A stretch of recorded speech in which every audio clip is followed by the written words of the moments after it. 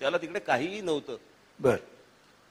आणि तो इतका मोठा तो मोठं व्यासपीठ, त्याचे ते स्पीकर्स म्हणजे मोठमोठे, हे काहीच नाही हो, हे मोठमोठे असे 2-2 स्पीकर असे त्याचे 10-10चे म्हणजे 20-20 स्पीकर एका बाजूला, आणि ते लावून त्याच्या केबल्स लावून आणि तो सगळं अख्खं अरेंज करणं, मी थक्क झालो होतो मी ते बघून की एखादी बारीक सारीक गोष्ट कशी करावी.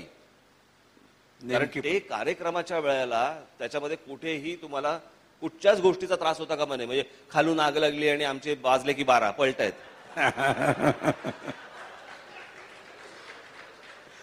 काय हो, पण तुम्ही एवढ्या परफेक्शनचा आग्रह करताय, आम्ही तो अनुभवलेला पण आहे, पण कधी कधी तुमची चूक नसेल पण बारीकसा सिक्वेन्स जरी चुकला तरी गोंधळ होऊ शकतो ना.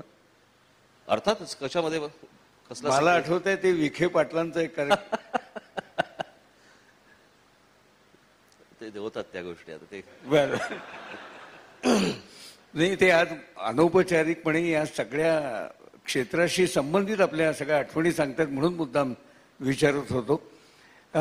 आणखीन एक गोष्ट म्हणजे तुमच्याकडे जवळजवळ 8,500हून अधिक चित्रपटांचा संग्रह आहे.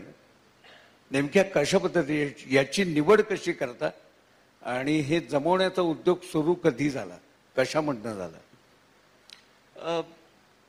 मी चित्रपट म्हणजे मुळात माझा पहिलं प्रेम पहिलं आकर्षण हे फिल्म मेकिंगचं आहे.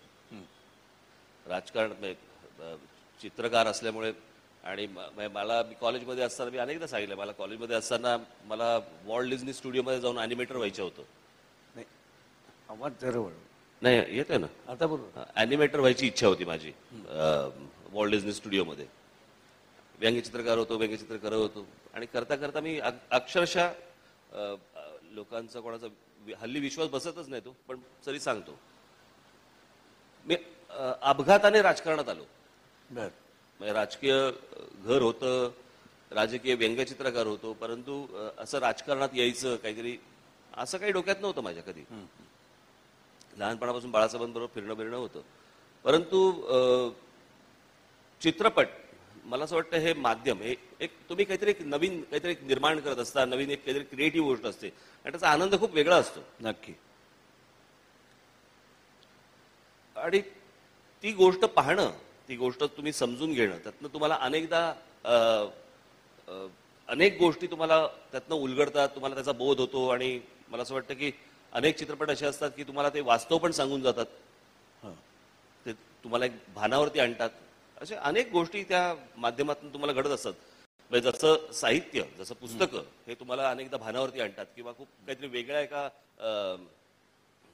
म्हणू आपण त्याला, तुमच्या एका परिघा बाहेर तुम्हाला घेऊन जातात. तसं चित्रपट माध्यम आहे.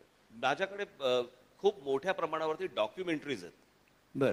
आणि डॉक्युमेंटरीज मी खूप बघतो. मला असं वाटतं माझी सर्व माझ्या तरुण बांधवांना, भगिनींना माझी विनंती आहे की त्यांनी डॉक्युमेंटरीज खूप पाहिल्या पाहिजेत, की ज्याच्यातनं आपल्याला साधारणपणे जगाचं भान हे आपल्याला त्यातनं येतं, की लोक किती वेगवेगळ्या प्रकारे काम करत असतात आणि काय काय शोधून काढून जगासमोर ठेवत असतात, ज्याची आपल्याला कल्पना नसते. आणि ते मी पाहत असतो. त्याच्यामुळे डॉक्युमेंटरीज पाहणं, मला डॉक्युमेंटरीज बनवणं किंवा याची देखील मला खूप आवड आहे. आणि हे तुम्हाला गोष्ट सांगतो, तुम्हाला छंद असतील ना तर कुठच्याही क्षेत्रात तुम्हाला जय किंवा पराभव आला तरी फरक पडत नसतो, कारण छंद तुम्हाला वाचवत असतात. मी अनेक असे राजकारणी बघितलेत की त्यांना राजकारण संपलं की काय करायचं तेच कळत नाही, कारण दुसरं काय माहितीच नसतं. बरोबर. त्याच्यामुळे मला असं वाटतं की तुमचं पॅशन, तुमचे छंद तुम्ही हे जोपासले पाहिजेत, वाढवले पाहिजेत. आणि प्रत्येक वेळेला काही राजकारण करत बसलं पाहिजे अशाला काही भाग नाहीये. तुम्ही ह्या सगळ्या गोष्टीतनं किंबहुना हे सगळं पाहून तुम्ही त्या नवीन गोष्टी राजकारणामध्ये आणल्या पाहिजेत. नक्की. नाही तर काय उपयोग आहे तेच राजकारण करत. हे सिनेमे पाहायला वेळ कधी काढतात? रोज. सगळं व्यस्त. रोज रात्री. रोज. बर. वा. तुमच्या शब्दांची निवड पण नेमकी मार्मिक असते आणि नेमके शब्द असतात. या गद्य शब्दांचा प्रभाव सर्व या तरुण मंडळींवर होत असतो म्हणून विचारतो.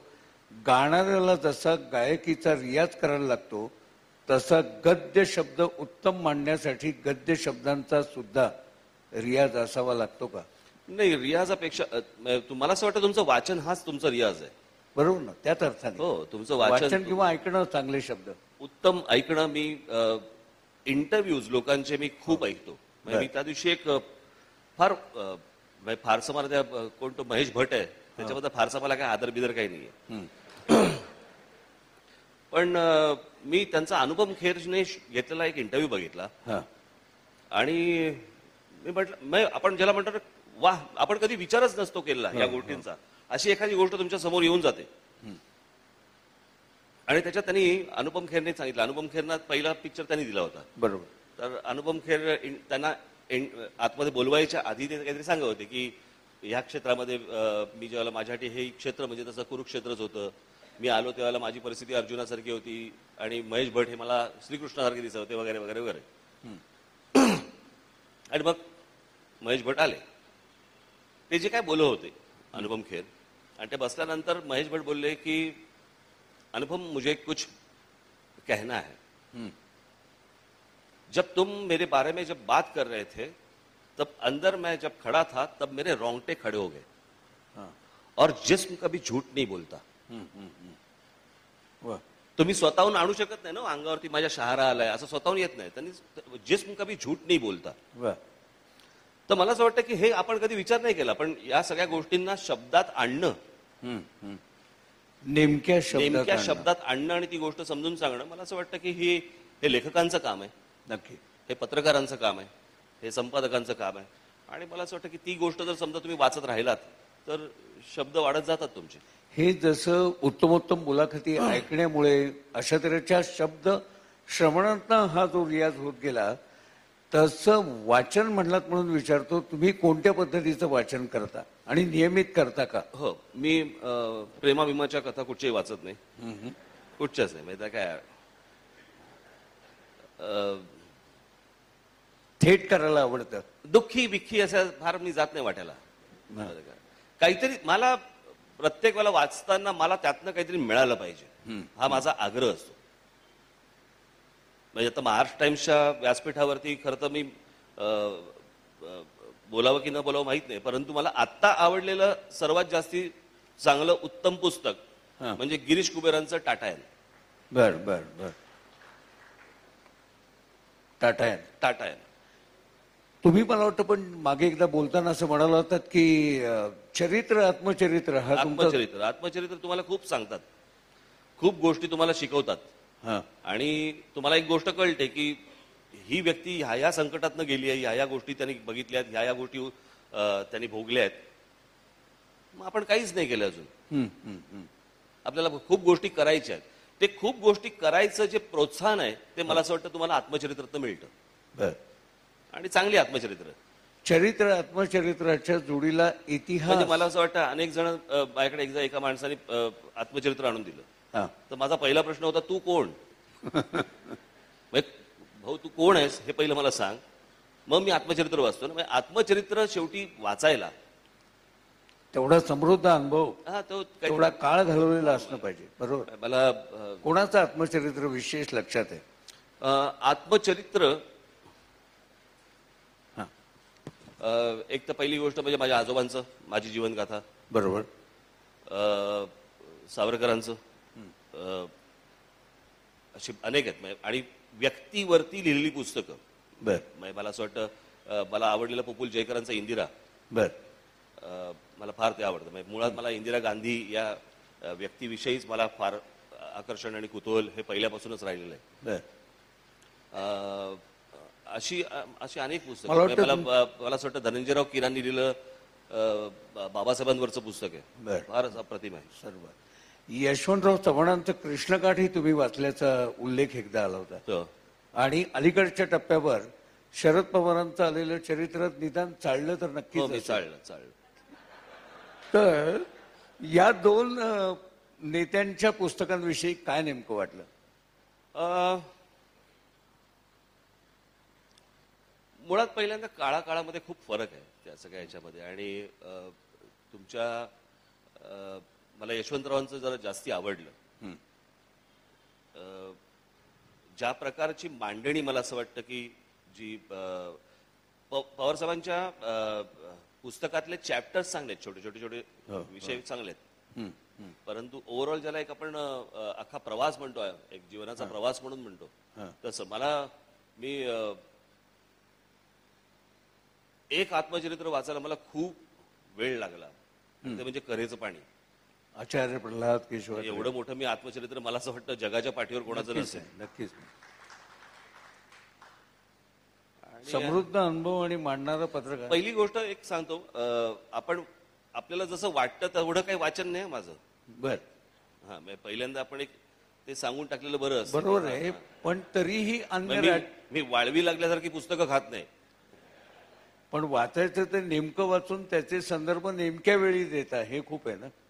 हा, म्हणजे ते संदर्भ लक्षात राहतातच ना तुम्हाला त्या सगळ्या गोष्टींचे. राहतात. आवडता लेखक कोण पण मराठीतला? भरपूर आहेत ना, तर त्याला काय तरी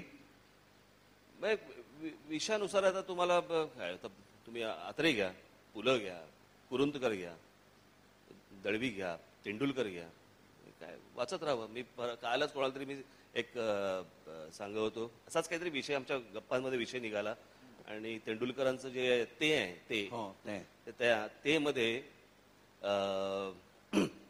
राज कपूर वरती एक त्यांनी फार सुंदर लेख म्हणले. आणि एखादी परिस्थिती ही तुम्ही कशी, ज्या परिस्थितीला तुम्ही सामोरे गेला ती मांडावी कशी, याचा मला असं वाटतं तो एक उत्तम नमुना आहे. आणि दुसरं हे सारं येतंय कुठून, त्याच्यामध्ये असलेलं त्याच्यातला जो प्रचंड आचार्य यात्रांबद्दलचा लेख आहे, किंवा वसंतराव नाईकांबद्दलचे मुलाखत आहे, फारच अप्रतिम आहे.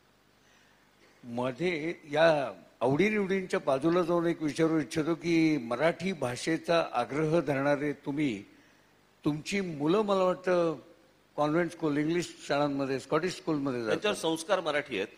आणि पहिली गोष्ट तुम्हाला सांगतो की बाळासाहेब आणि माझे वडील हे दोघे इंग्लिश मिडियमचे. कुठली शाळा? ओरिएंटल हायस्कूल, ज्याच्यात बाळासाहेबांना शिकवायला पु ल देशपांडे होते आणि माझ्या वडिलांना शिकवायला सुनीता बाई होत्या. बर. शिक्षिका म्हणून. बर बर बर. काय फारसा वयाचा अंतर नव्हता. मला असं वाटतं त्यांची शाळा झाल्या बहुधा शिक्षक झाले. पण एक सांगा, एवढा मराठीचा आग्रह धरत असताना आत्ताच्या गरजेनुसार असेल म्हणा, तुम्ही इंग्रजी शाळेत घातलं तरी मराठीचा संस्कार भाषेचा घरी कसा जोपासता, का बायकोवर जबाबदारी सोडले?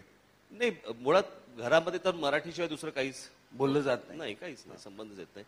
आणि सरसकट आता माझा मुलगाच आता जवळपास 24 वर्षाचा आहे, त्याच्यामुळे 24 वर्षापूर्वीची ती गोष्ट आहे की ज्यावेळेला त्यांना शाळेत बिळेत घातलं ते. आणि मराठी माध्यमांच्या शाळा, आता त्यावेळेला मराठी माध्यमांच्या शाळांमध्ये टाकायचं का नाही टाकायचं, आणि शाळांमध्ये कुठच्या टाकायचं, हा थोडासा तुम्हालाही माहिती आहे घरात काय होतं आपल्या, आणि थोडंसं बायकोचं ऐकावं लागतं, स्वाभाविक आहे. तर त्याच्यामुळे आपण हे सांगायचं की इथे टाकायचं, मग ती म्हणणं तिकडे टाकायचं, असं करता करता घरच्या जबाबदाऱ्या फारशा त्याच्यामध्ये नाक खुपसू नये असं म्हणतात, त्याप्रमाणे त्याची गोष्ट झाली. परंतु कुठच्या भाषेमध्ये शिक्षण घेतलं यापेक्षा मराठी भाषेचे संस्कार त्याच्यावरती पूर्ण आहेत की नाहीत ही सगळ्यात महत्वाची गोष्ट आहे.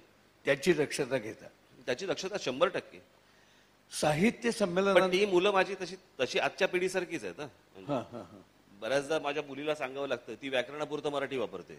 बर बर.